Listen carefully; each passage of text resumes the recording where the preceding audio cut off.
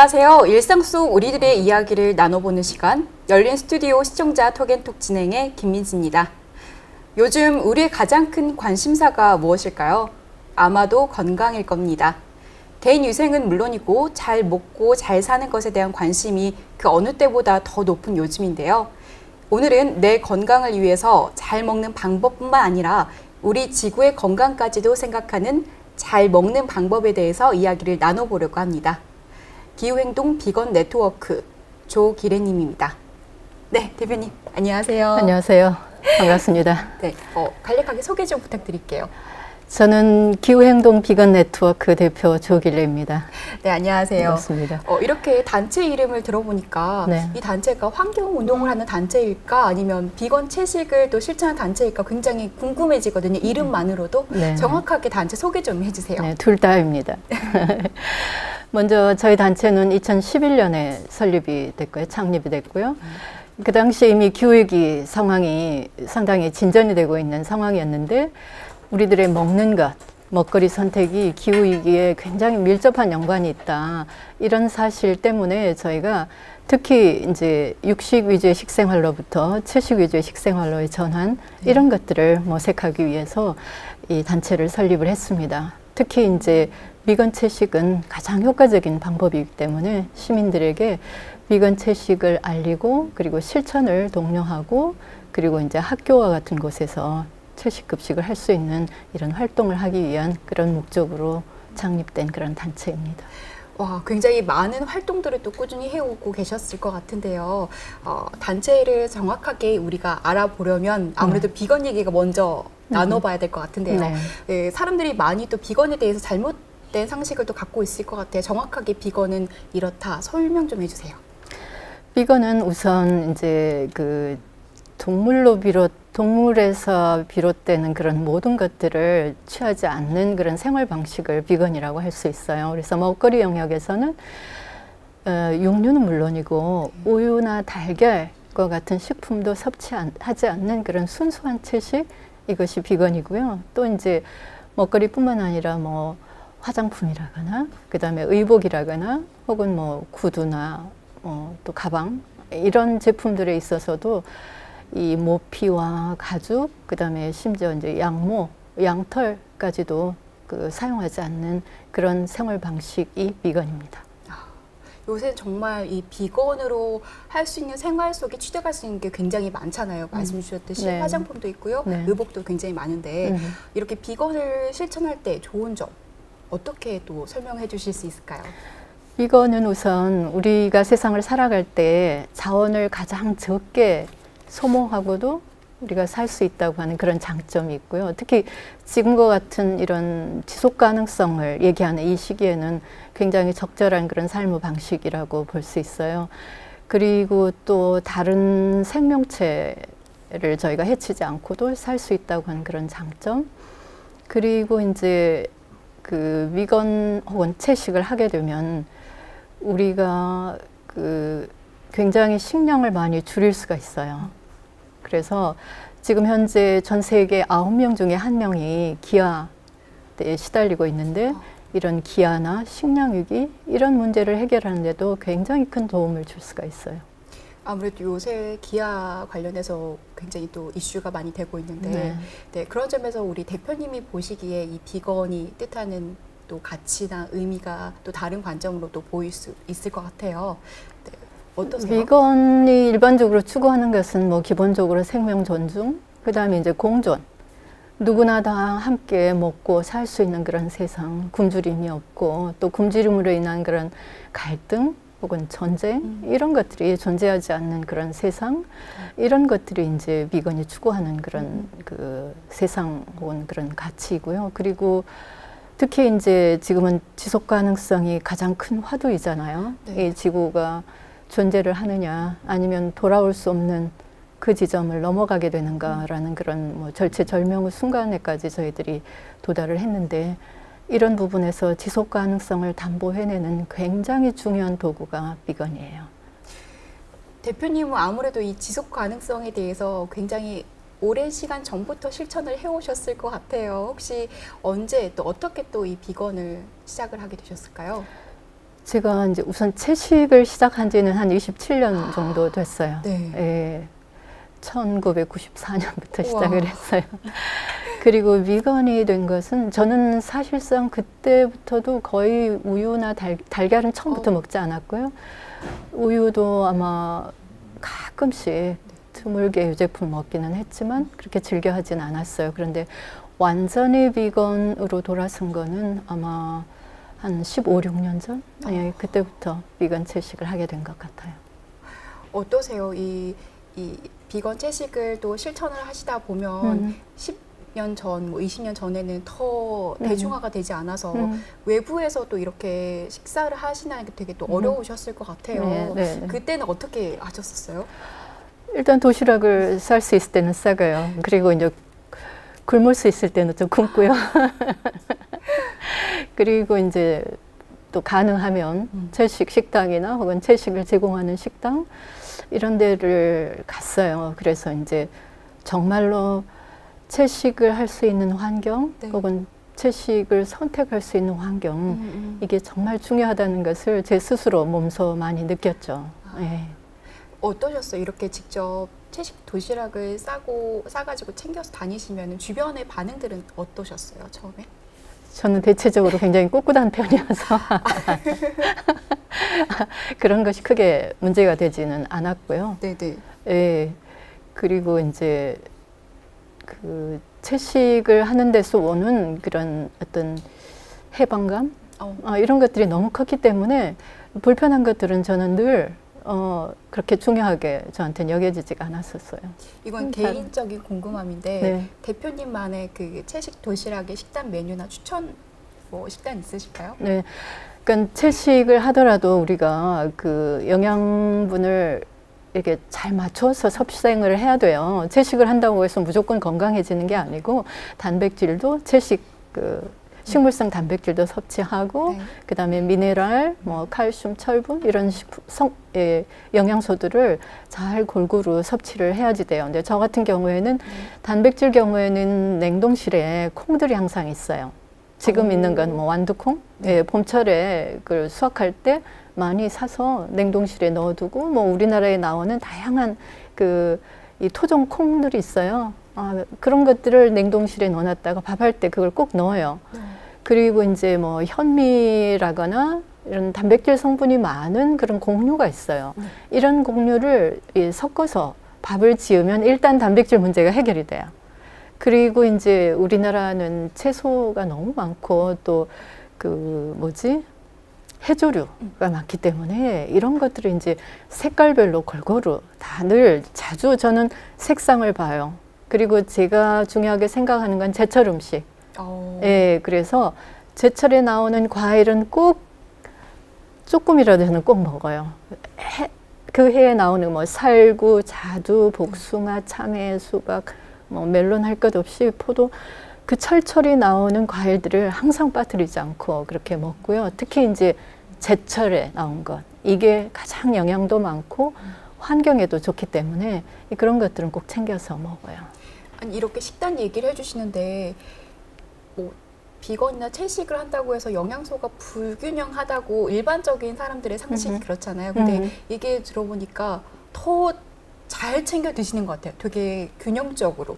그래요. 그리고 실제로 이제 미국의 영양협회에서 비건 채식, 그러니까 우유나 달걀까지 안 먹는 비건 채식으로도 우리 생애 전 단계, 그러니까 뭐 임신, 수유기, 또 애들의 성장기 이때 필요한 모든 영양분을 다 섭취할 수 있다고 했어요. 그러니까 우리가 그거를 잘 균형 있게 섭취만 하면 되는 거예요. 조금도 걱정이 될 게 없어요. 그리고 뭐 항암식품이나 이런 것들도 식물성 파이토케미컬이라고 하죠. 그런 다양한 색깔의 그런 식물성 식품 안에는 그런 좋은 성분들이 들어있고 또 여러 가지 종류의 암들을 예방하는 그런 섬유질도 들어있고 그래서 건강한 식단이죠.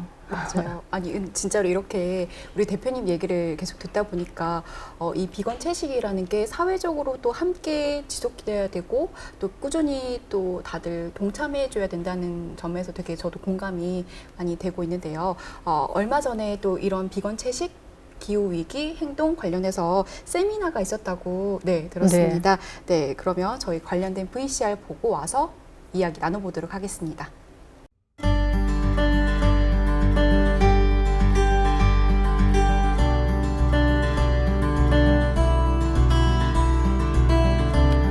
오늘 이 세미나 경우에는 지금 이제 기후위기 극복을 위해서는 채식 위주의 식생활로 전환해야 한다. 뭐 이런 요구들이 지금 커지고 있는데 그와 관련된 어떤 제도적인 전환, 이것을 모색하고 그리고 이제 민하고 관이 함께 협력하는 그런 협력틀을 만들기 위해서 이 자리를 만들었고 제가 참석을 했습니다. 네, 사장님 해주시고 잘 진행을 해주셔서 고맙습니다. 다시 한번 박수 부탁드릴게요. 저는 자연대표님이 기후위기와 관련돼서 그런 환경 정책과에 대해서 해줬을 기후위기와 축산업 1.5도 달성을 위한 채식 정책 이렇게 뽑았습니다. 달성할 수 있을 것인지 적어도 우리 목표는 거기에다 두어야지만이 중요한 것은 이 그림에서도 보이듯이 이태리 프랑스 시베리아 산불 이틀이면 우리나라에서 배출하는 온실가스 양보다 더 많이 배출해요. 또한 한계선을 넘었을지도 모른다는 얘기예요.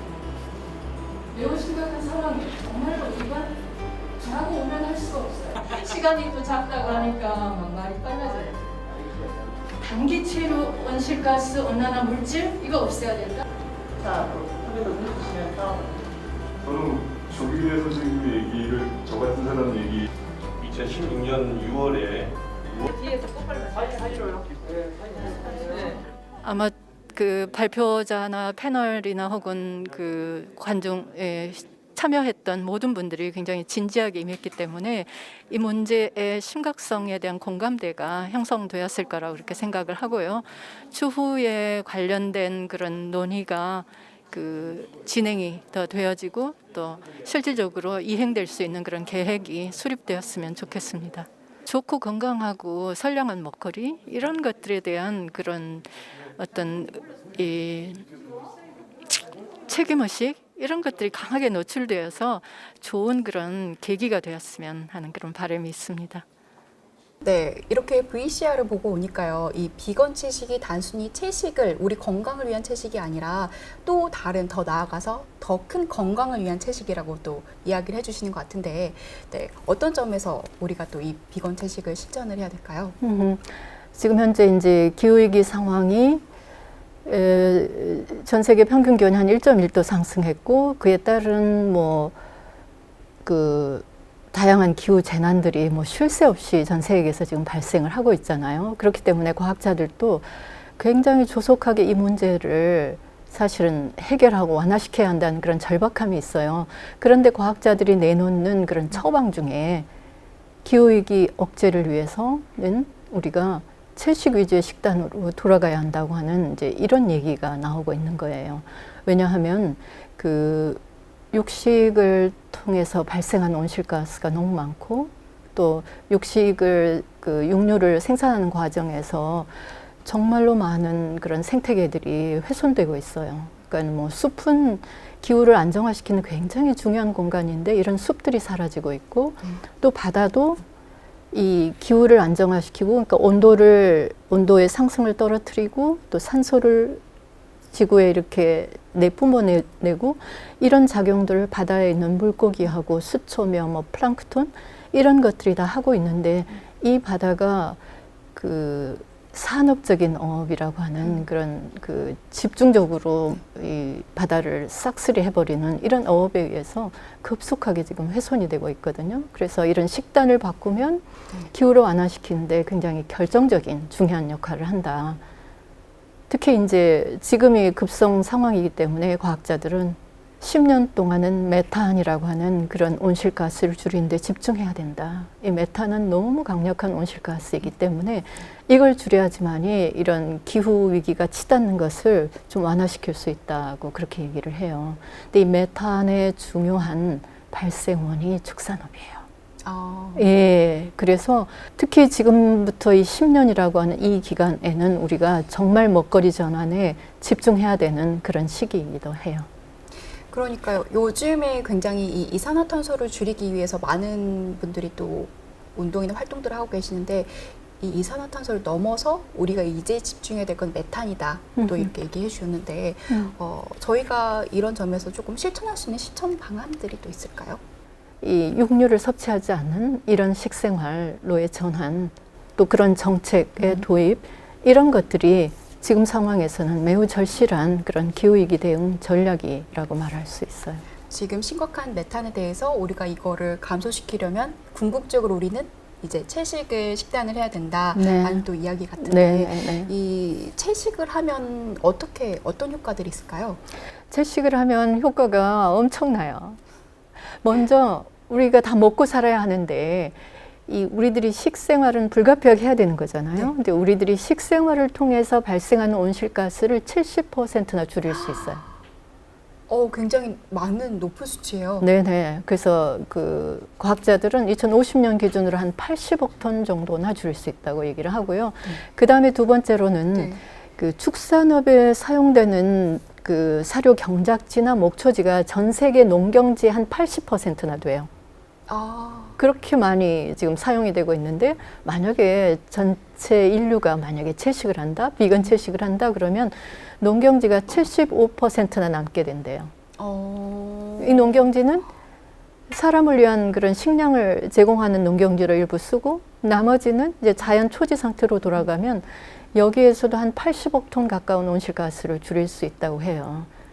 그다음에 지금과 같은 이런 코로나를 보면서 저희들이 전 세계가 지금 정말 고통을 겪고 있는데 그런 뭐 사스라거나 혹은 신종플루라거나 에볼라 바이러스라거나 혹은 최근에 이 코로나조차도 육식하고 연관이 돼 있잖아요. 네. 야생동물을 저희들이 섭취를 하다가 이런 일이 발생을 했기 때문에 그래서 채식을 하게 되면 그런 팬데믹을 줄일 수 있는, 예방할 수 있는 그런 효과도 있어요.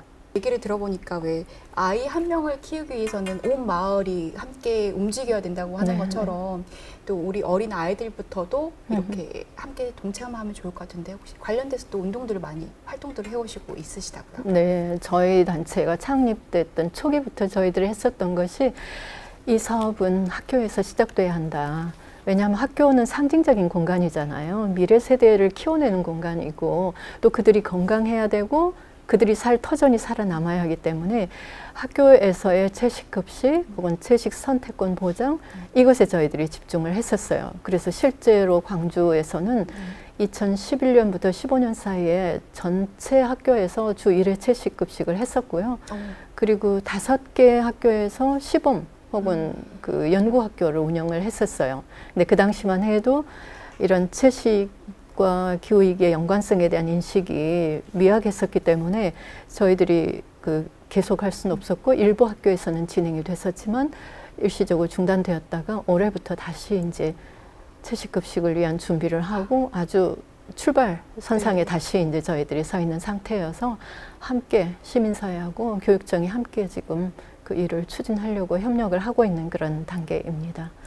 이게 굉장히 올해 잘 풀리지 않을까라는 의문이 드는 게 어제 제가 이제 현장에 있었잖아요. 세미나 현장에 있었을 때 굉장히 정말 그 자리에 계신 모든 분들이 너무나도 많이 되게 하고 싶은 얘기도 많으셨고요. 또 궁금하신 점도 되게 많으셨고요.